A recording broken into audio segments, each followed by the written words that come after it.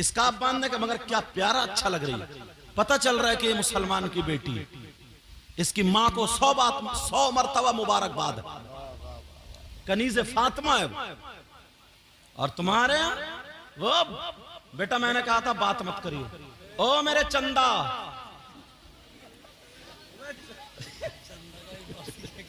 मेरे चांद, इन बताइए इनको, मेरे चांद, मेरे लाल, थोड़ा सा रहम कर दो। चलो तवज्जो रखो। माशाअल्लाह माशाअल्लाह। पूरा जलसा मुझे नहीं देख रहा, तुम्हें ही देख रहा। अब मुझे परेशान मत करिए, ठीक है? मैं तुम्हारे लिए दिल से दुआएं करूंगा। अल्लाह सब गांव के बच्चे को सलामत रखे। तवज्जो है ना? अरे भाई, ये भी तो हमारे ही बच्चे हैं, मुसलमानों के सब हमारे आपस। सही बात। एक दिन यही होगा, यही जलसा करा रहे हैं और यही इस्लाम का झंडा लेके चलेंगे। लेकिन बात इन तक पहुंचनी चाहिए। ये माशाल्लाह निजामत पे आजकल मैदान में उतरे हुए हैं नाजिम खलीली साहब, अल्लाह सलामत रखे। छोटी सी उम्र में बहुत मकाम हासिल किया, अल्लाह बरकत। और भाई ये सारे उलमा हैं। मैं अगर किसी की तारीफ करूं तो मेरी बात गलत हो सकती है, आपकी बात गलत हो सकती है। और अगर नबी किसी को अच्छा कह दे तो हाँ या ना तो बोली दो यार। अगर नबी किसी को अच्छा कह दे तो वो बुरा हो सकता है क्या? नहीं। नबी ने ये नहीं फरमाया बहुत गांव में बड़ा पैसे वाला अच्छा है, ये नहीं कहा जिसका मकान अच्छा वो अच्छा है। जरा नबी ने क्या फरमाया सुनो। आका फरमाते खैरुकुम मन तअल्लमल कुरआन वअल्लमा। नबी फरमाते सुन, तुम में सबसे ज्यादा बेहतर वो है जो कुरान सीखे और सिखाए। अल्लाह नसीब अच्छा करे। तुम में सबसे बेहतर कौन है बोलो? जो कुरान सीखे और सिखाएं। इन छोटी छोटी बच्चियों से नसीहत हासिल करो।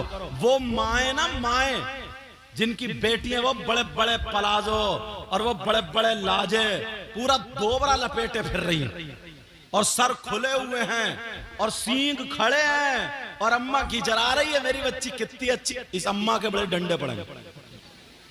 इस अम्मा को इतना मारा जाएगा कब्र में कि ठीक हो जाएगा।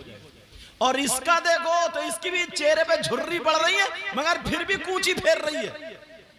इस पे जब गुर्ज फिरेगा ना कब्र में तब पता चलेगा। सीखो इन छोटी बच्चियों से, इनकी माओ के हाथ चूमो तुम बच्चियां, मुबारकबाद दो। अल्लाह अल्लाह बात निकलना जाए सुनो। अल्लाह फरमाता कोई आपस में गीबत करता है, चुगली करता है तो ऐसा जैसे मरे हुए भाई का गोश्त खाना। खाओगे मरे हुए भाई का गोश्त? और पूरी दुनिया गलत हो सकती है, अल्लाह का कलाम गलत हो सकता नहीं। मैंने तो कुरान की आयत पढ़ी, पूछो ये हाफिज लोग हैं, मैं भी अल्हम्दुलिल्लाह हूं और हर रमजान में जाता हूं। वला यग़तब बादुकुम बादा अयुहिब्बु अहदुकुम अन याकुला लहमा अखीहि मैतन फकरिहतुमु। इसका मतलब यही है जो चुगली करता, गीबत करने वाला, चुगली करने वाला, पीठ पीछे बुराई करने वाला ऐसा है जैसे अपने सगे मरे हुए भाई का गोश्त खाने वाला। आएगा कोई? माँ बाप के फर्मा बरदार बनो, पता चले कि ये माँ बाप का बेटा है। अभी कुछ दिनों में ना आला हजरत का उर्स आने वाला इंशाअल्लाह। 2-1 दिन में किन का उर्स आने वाला बोलो? आला हजरत बैठे हुए लिख रहे थे अल्लाह अल्लाह क्या जिंदगी है।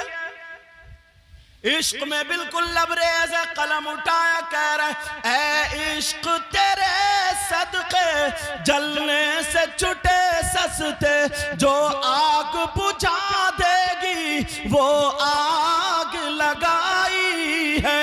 अल्लाह अल्लाह अल्लाह अल्लाह अल्लाह। अब लिख रहे थे बैठे हुए, अल्लाह बरकत फरमाए, आप लिख रहे थे बैठे हुए, आला हजरत की अम्मी ने पर्दे की आड़ से देखा कोई नहीं।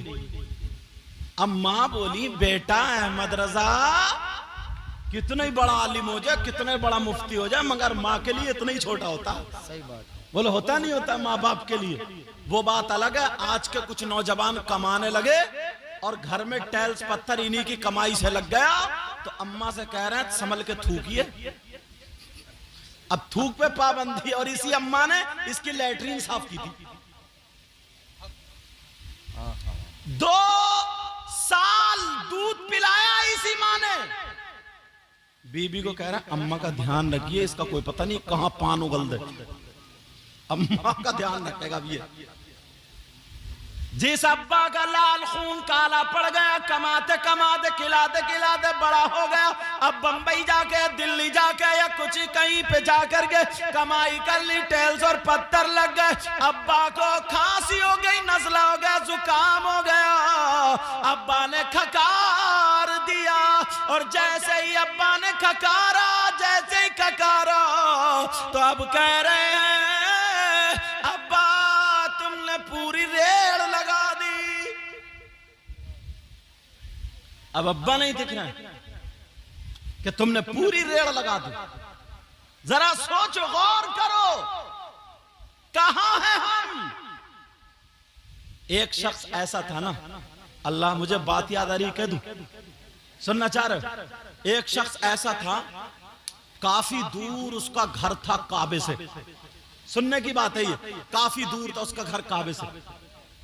तो उसने अपनी माँ की इतनी खिदमत की और पैदल चल के अपनी अम्मी को कांधे पे बिठा के, पहले इतनी सवारी होती नहीं तो, और पथरीला रास्ता, टेढ़ा भेड़ा रास्ता, कांधे पे बिठा करके 9 मरतबा या 7 मरतबा हज करा। गांव में चर्चा हो गया, यार बड़ा नेक आदमी है भाई, बड़ी खिदमत करता, बड़ा साहब जिधर जा रहे हैं चर्चे चर्चे, जिधर जा रहे हैं चर्चे चर्चे, जिधर जा रहे हैं चर्चे चर्चे, हर तरफ चर्चे ही चर्चे। अल्लाह समझ, जिधर जा रहे हैं हर तरफ परेशान। अब बेटा रखते रहो, अब मुझे तकरीर करने दो। समझ में आ रही? सबकी बच्चियों को मैं दिल से दुआ करता हूं, ऐ अल्लाह सबकी बच्चियों को मौला करीम उनका नसीब अच्छा कर। ऐ अल्लाह जो बच्चियां होशियार हो गई, शादी के लायक हो गई, उनके रिश्तों का, अच्छे रिश्तों का इंतजाम फरमा दे, लफंगों से बचा दिया। अब नहीं बोल रहे हो आमीन, क्योंकि अपना चेहरा शीशे में देखते होगा ना तुम। लेकिन सुनो, अब जब हज करा दिया, काफी हज, 9 मरतबा, अब बड़ा चर्चा, बड़ा चर्चा। वो आका की बारगाह में पहुंच गए, कहने लगे आका मैं अपनी माँ के हक से अदा हो गया। किससे बोलो? माँ के हक से अदा हो गया। नबी बोले तुमने कौन सा ऐसा काम कर दिया? अरे बड़े मुस्कुरा के दिल में था, कहने लगे आका मैंने 9 मरतबा कांधे पे बिठा के इतने गरम रेत पे चल के अगर बोटी डालो तो भुन जाए, पाँव में छाले पड़ गए, 9 या 7 मरतबा मैंने हज कराया। तो नबी बोले बस? गांव में हर तरफ चर्चा और आका कह रहे हैं बस? काका ये क्या कम बड़ा बात है। मेरे नबी कहने लगे तुम बोल रहे हो कि मैंने अपनी माँ का हक अदा कर दिया। रे जरा कान खोल के सुनो, माँ का हक तो अलग रहा, सुन ले, कान खोल के सुन ले। नौजवानों तुम भी सुन लेना, नबी ने फरमाया कि जिस वक्त तू पैदा हुआ था और माँ के पेट से जब तू बाहर आया था, तेरी माँ को जो एक झटका लगा था, उस झटके का भी हक अदा नहीं हुआ। रात में जो महीने पेट में रखा और 2 साल दूध पिलाया, और आज तू थोड़ा सा बड़ा हो गया तो अम्मा अब्बा से कह देता तुमने क्या किया मेरे लिए, मेरे लिए क्या ही क्या है। इतना बड़ा तो पाल के कर दिया, जब तेरे बच्चे होंगे तो पता चलेगा। समझ में आ रही? हक की बात आ रही तो सुन, इजाजत है बोलो, सुनना चाह रहे हो? मेरे नबी बहुत प्यारा एक तारीखी वर्क उठा रहा हूं, पहले तकरीरों में करता था, अचानक याद आ गया, इजाजत है तो। मेरे नबी की उम्र शरीफ 60 या 59 साल को पहुंच गई। आका की उम्र कितनी थी जाहिरी? 63 साल। कितनी थी बोलो? आका की जाहिरी उम्र कितनी थी बेटा बोलो बच्चों? 63 साल। और ये उस वक्त की बात बता रहा हूं जब नबी की उम्र कितनी हो गई? 60 या 59 साल, तब की बात। मेरे आका की तबीयत नासाज, मिजाज मुबारक नासाज। एक दिन मेरे नबी मस्जिद नबवी में तशरीफ नहीं ले गए, दूसरे दिन मस्जिद नबवी में तशरीफ नहीं ले गए, तीसरे दिन नहीं ले गए, क्योंकि नबी की तबीयत नासाज थी। नबी का मिजाज मुबारक नासाज था। बोलियो मत, उधर से ऐसे ही बैठ रहो, कुत्ते को निकलने दो, चलो निकलने दो, तवज्जो रखो मेरी तरफ।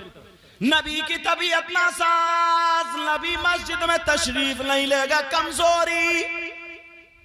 3 दिन के बाद नबी ने हजरत बिलाल को बुलाया और एक रिवायत में हजरत सलमान को बुलाया, दोनों रिवायतें, मगर मैं बिलाल वाली लेके चल रहा हूं। हजरत बिलाल को बुलाया और कहने लगे, बिलाल मदीने की गलियों में ऐलान कर दो, आज तुम्हारे आका तुमसे कोई आखिरी वसीयत करना चाहते हैं। माशाअल्लाह, क्या करना चाहते हैं बोलो? आखिरी वसीयत। कौन करना चाहते हैं? नबी। मदीने का आलम यह था, जिसकी दुकान खुली खुली रह गई, जिसकी बंद बंद रह गई। 3 दिन से लोगों ने देखा नहीं था, घर में थे, तबीयत नासाब, पूरी मस्जिद भर गई। अल्लाह हू अकबर। सारे लोग पहुंच गए। मेरे नबी ने एक मोढ़ा हजरत अली के मोढ़े पर रखा और एक हाथ हजरत इब्ने अब्बास के मोढ़े पर रखा, और मेरे नबी इन दोनों के सहारे से मस्जिद नबवी में तशरीफ ले गए। सुभान अल्लाह, सुभान अल्लाह। तबीयत कितनी नासाज होगी। अल्लाह हू अकबर। जब कमजोर होता तभी आदमी डंडे का सहारा लेता। सही बात। नबी की तबीयत नासाज, मस्जिद नबवी में पहुंचे और जैसे ही पहुंचे, अल्लाह, मेरे नबी ने नमाज अदा की।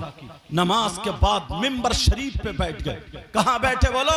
मिंबर शरीफ पे बैठ गए। और मिंबर शरीफ पे बैठने के बाद अब मेरे आका बयान फरमाते हैं, मेरे नबी तकरीर करते हैं, मेरे नबी उन लोगों के सामने खिताब कर रहे हैं। तमाम सहाबा वहां पर मौजूद हैं, नबी की तकरीर हो रही है। मेरे नबी बयान करते करते तमाम लोगों से कह रहे हैं, ऐ मेरे गुलामों, ऐ मेरे जानिसारों, मेरे चाहने वालों, कलमा पढ़ने वालों, अगर तुम में से किसी का कोई हक मुझ पे आता हो तो ले लो।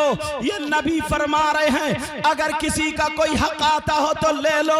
अल्लाह अल्लाह, सारे सहाबा अर्ज कर रहे हैं, आका हमें जान मिली तो आपके सदक़े में, हमें माँ बाप मिले तो आपके सदक़े में, कायनात का जर्रा जर्रा बना आपके सदक़े में, हमें ईमान मिला तो आपके सदक़े में। ऐ आका, पूरी दुनिया पर आपका एहसान है, बल्कि आप पर किसी का हक नहीं है। मगर नबी ने फिर बयान फरमाया, ऐ लोगों, अगर किसी का कोई हक आता हो तो ले लो। तमाम सहाबा दिल दिल में सोच रहे, आज आका को क्या हो गया, मेरे नबी को क्या हो गया है। नबी ने फरमाया, अगर किसी का कोई हक आता हो तो ले लो। हजरत अबू बकर सिद्दीक खड़े हो गए, कहने लगे, आका हमारे माँ बाप आप पर कुर्बान, ऐ आका पूरी दुनिया पर आपका एहसान है, आप पर किसी का कोई हक नहीं है। मगर नबी ने फिर ऐलान फरमाया, अगर किसी का कोई हक आता हो तो ले लो।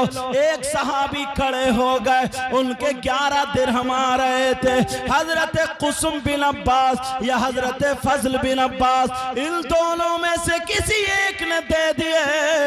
अब आमना के लाल फिर ऐलान कर रहे हैं, अगर किसी का कोई हक आता हो तो ले लो।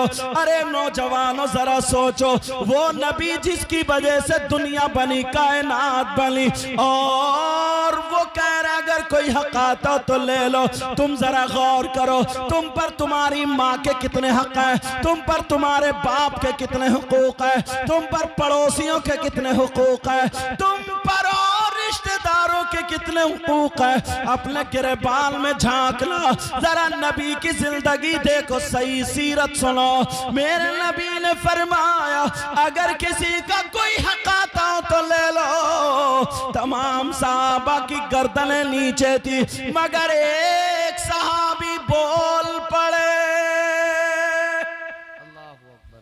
कौन बोले बोलो? एक सहाबी, और कह रहे हैं, आका मेरा हक आप पे आ रहा है।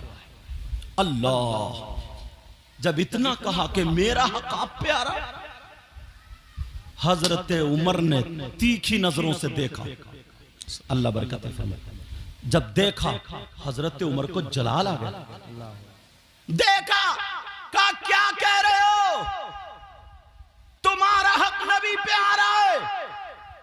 अगर नबी ना होते और अगर तुमने ये बात कह दी होती तो उमर की तलवार होती और तुम्हारी गर्दन होती।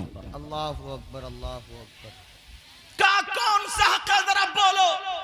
मेरे नबी ने फरमाया उसकुतिया उमर, उमर खामोश हो जाओ, तफद्दल बिल जुलूस, आराम से बैठ जाओ। अल्लाह अल्लाह, हजरत उमर अब नबी के सामने नहीं बोल सकते। मेरे नबी की तबीयत इतनी नासाज है, दो सहाबी के साथ आते हैं, मगर वो सहाबी रसूल कह रहे हैं आका मेरा हक आप पर आ रहा है। मेरे नबी ने फरमाया क्या हक आ रहा है मांगो, क्या का जरा बोलो। जब इतना कहा तो वो सहाबी रसूल कहने लगे आका मैं और आप दोनों एक जंग में जा रहे थे, मेरा घोड़ा आपके घोड़े के पीछे था, मगर आपने अपने घोड़े के चाबुक मारा, आपने अपने घोड़े के कोड़ा मारा, इतने में मेरा घोड़ा तेजी से आ गया तो आपके घोड़े के नहीं लगा था, बल्कि वो चाबुक मेरी पीठ पे लगा था, उसी कोड़े का हकारा, उसी कोड़े का हकारा। अल्लाह जब इतना कहा तो हजरत अली खड़े हो गए। हजरत अली कहने लगे, उन सहाबी रसूल का नाम था हजरत उकाशा। क्या नाम था बोलो? हजरत अली कहने लगे उकाशा क्या तुम पागल हो गए हो? अरे नबी के जिस्म पे कोड़ा मारना चाहते हो? क्या तुम्हें पता नहीं है नबी की तबीयत नासाज है? क्या तुम्हें पता नहीं है नबी की तबीयत खराब है? क्या तुम्हें पता नहीं है मिजाज मुबारक नासाज है? नबी 3 दिन से मस्जिद नबवी नहीं आए थे, बल्कि घर ही में सब कुछ इबादत कर रहे थे। बताओ अभी लेकर के आया गया है, क्या तुम्हारी इतनी जुर्रत है, इतनी हिम्मत है कि नबी के जिस्म पे कोड़ा मार लो? तुम्हारा हक आ रहा है, ये देखो कि तुम पे नबी का कितना एहसान है। जब इतना कहा तो नबी ने फरमाया इजलिसी या अली, ऐ अली बैठ जाओ, अली बैठ जाओ, अली बैठ जाओ। हजरत अली बैठ जाते हैं। कहा तुम्हारा हक आ रहा है? कहा हाँ का मेरा हक आ रहा कि आपके कोड़ा मारा जाए। सहाबा की आंखों में आंसू हो गए हैं और कह रहे हो काशा क्या तुम पागल हो गए हो? अभी तो नबी वुजू बनाया करते थे तो तुम नबी के वुजू का पानी लेने के लिए खड़े रहते थे। अगर नबी लबों से पानी लगा दे तो तुम तबर्रुक समझा करते थे। अब नबी के जिस्म पे कोड़ा मारना चाहते हो? ओ काशा जरा होश में आ जाओ, क्या कह रहे हो? हजरत बिलाल की आंखें रोते रोते सुर्ख हो गई और खड़े होकर के हाथ जोड़ के कहने लगे ओ काशा अगर तुम्हें कोड़ा मारना है तो बिलाल का जिस्म हाजिर है, जितने चाहो बिलाल के जिस्म पे कोड़े मारते रहो, मगर मेरे नबी के जिस्म पे कोड़ा मत मारो। ओ काशा मेरा जिस्म हाजिर है, मेरे जिस्म की बोटी बोटी पे मार दो, मेरे बोटी बोटी का कीमा कर दो, मेरी हड्डियों का चूरा कर दो। जब तक मेरे जिस्म में सांसें हैं बिलाल उफ नहीं कहेगा, मगर नबी के जिस्म पे कोड़ा मत मारो, बिलाल का दिल फट जाएगा। अरे कैसे नबी के जिस्म पे कोड़ा मारते हुए देखेंगे? हजरत उमर बार बार काशा की तरफ देख रहे हैं। अगर आज नबी ना होते तो उमर बोले, उमर की तलवार दिखाती उकाशा को। अल्लाह अल्लाह, मेरे नबी ने फरमाया ओ मेरे जानी सारो बैठ जाओ। अब आका फरमाते हैं बिलाल बिलाल बिलाल की आंखों में आंसू हैं, सहाबा भी रो रहे हैं। ओ काशा तुम अपनी बात पलट लो, नबी की तबीयत नासाज है। नबी फरमाते हैं बिलाल ओ काशा के हाथ में कोड़ा दे दो, कोड़ा दे दो, ये मेरे जिस्म पे कोड़ा मार ले ताकि अपना हक अदा कर ले। ओ मेरे भाई जरा सोच, एक आका होकर के गुलाम से कोड़ा खाने के लिए तैयार है और तू कैसा बेटा है? तेरा बाप अगर तुझे गरम बोल दे तो तू गर्दन टेढ़ी करके बाहर को निकल जाता है। तू कैसा बेटा है? तेरी माँ अगर कुछ बोल दे तो तू माँ को उल्टा पुल्टा बोल देता है और घर में तोड़ा फाड़ी शुरू कर देता है और दोस्तों के साथ निकल जाता है। प्यारे जरा जलसे में आने वालों, नबी की जिंदगी को देखो। नबी बोले ओ काशा के हाथ में कोड़ा दे दो,